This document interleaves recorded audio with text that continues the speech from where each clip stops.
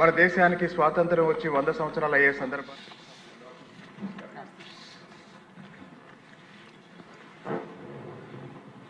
మాకు ఈ అవకాశాన్ని ఇచ్చిన గౌరవనీయులైన సభాపతి గారికి కృతజ్ఞతలు తెలియజేసుకుంటూ గౌరవ ముఖ్యమంత్రి గారికి కూడా నమస్కారాలు తెలియజేసుకుంటున్నాను. జిఎస్టీ సంస్కరణ మీదుగా ఆంధ్రప్రదేశ్ శాసనసభలో జరుగుతున్న ఈ చర్చలో భాగంగా ఈ దేశంలోని ప్రతి పౌరునికి ప్రత్యక్షంగాను పరోక్షంగాను లబ్ధి కలిగించే ఒక చారిత్రాత్మకమైన దిశానిర్దేశకమైన అంశంపై నేను ప్రకటన చేస్తాను. ఉద్దేశం గౌరవ ముఖ్యమంత్రి శ్రీ నారా చంద్రబాబు నాయుడు గారి సూచనల మేరకు ఈ సమిష్టి నిర్ణయానికి మన రాష్ట్రం ఒక నిర్మాణాత్మక సహకారం అందించింది.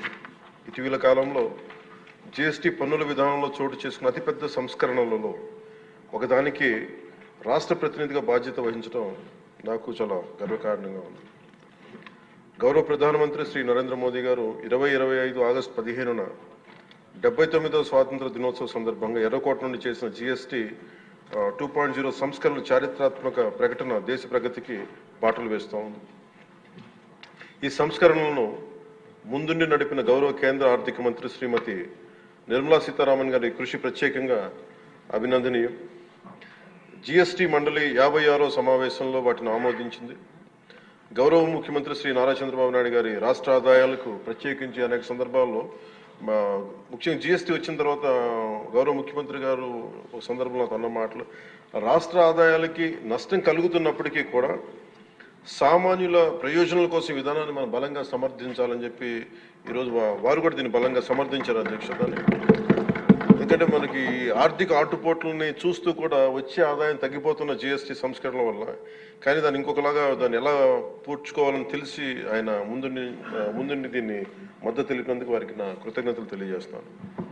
ఈ చారిత్రాత్మక సంస్కరణలకు మద్దతు తెలిపిన తొలి రాష్ట్రంగా నిలిచింది నారా చంద్రబాబు నాయుడు గారి నాయకత్వంలోని ఆంధ్రప్రదేశ్ ప్రభుత్వం. జిఎస్టీ పన్నుల విధానాన్ని సులభతరం చేయడం ద్వారా సాధారణ ప్రజలకు ప్రత్యక్ష లాభాన్ని చేకూర్చి వ్యాపారులపై పన్నుల భారాన్ని తగ్గించి పన్ను వ్యవస్థలో పారదర్శకతను పెంచుతోంది. ఈ చారిత్రాత్మక సంస్కరణల పన్నుల విధానాన్ని సులభతరం చేసి వ్యాపార పరిశ్రమల అభివృద్ధికి సహకరిస్తుంది. ప్రజల పొదుపును పెంచి కొనుగోలు శక్తిని పెంపొందించడానికి, కొత్త పెట్టుబడులను ఆకర్షించి దేశాన్ని స్థిరమైన వృద్ధి మార్గంలో నిలపడానికి దోహదపడుతుంది. జిఎస్టీ రేట్ల సరళీకరణ ద్వారా ప్రజలు అధికంగా ఉపయోగించే వస్తువులు సేవలకు డిమాండ్ పెంచి ఉత్పత్తిని విస్తరించి కొత్త పెట్టుబడులను ప్రోత్సహిస్తుంది. తద్వారా ఆర్థిక వృద్ధికి దారితీస్తుంది. నిజంగా ప్రజలకి ఆర్థిక వ్యవస్థకి చాలా లాభదాయకమైన సంస్కరణ. రంగాల వారీగా చూసుకుంటే ముఖ్యంగా రైతుల కోసం ట్రాక్టర్లు, వ్యవసాయ యంత్రాలు, పరికరాలు మరియు ఇన్పుట్స్ పై పన్నులు తగ్గించడం వల్ల సాగు వ్యవసాయ వ్యయాన్ని తగ్గించి ఉత్పాదకను పెంచుతాయి. తద్వారా గ్రామీణ ప్రాంత ప్రజల ఆదాయాలు పెరుగుతాయి. ఆధునిక సాంకేతిక పరికరాల వినియోగం ప్రోత్సహించడం ద్వారా వ్యవసాయ వృద్ధి మరింత బలపడుతుంది. తక్కువ ఆదాయ కుటుంబాల కోసం పాలు కానీ, పెరుగు కానీ, పన్నీర్ లాంటి నిత్యావసర వస్తువులపై పన్ను 5% నుండి